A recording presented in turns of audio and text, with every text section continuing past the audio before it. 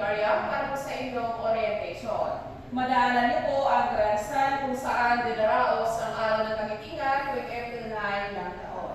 Sa Battle of the Buckets po, pwede na kayo dulo po at magpahinga habang tanaw niyo ang panoramic view ng Bataan. Sa hilagang bahagi ang Mount Natin, sa kanlurang bahagi naman, Babang at Morong area.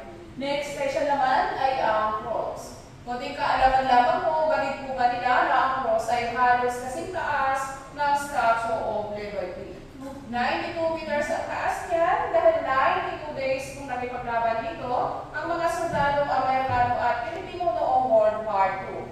Nakaalay po ito sa monumento ni Dr. Jose Rizal sa Lunita Park facing Bausaman. Pangalawa po ito sa pinakamataas na cross sa buong mundo. Before, through elevator, makarating pa po kayo hanggang sa arms, tanaw niyo po ang Manila Bay at ang West Philippine Sea.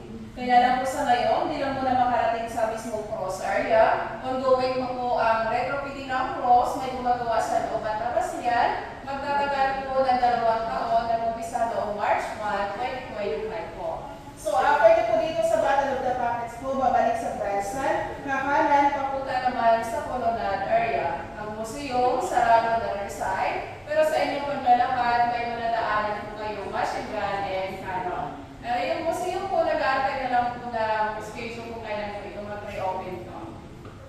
Last station po, ang view deck kung saan naka-display ang Van 55 cannon na ginamit din ito noong World War II.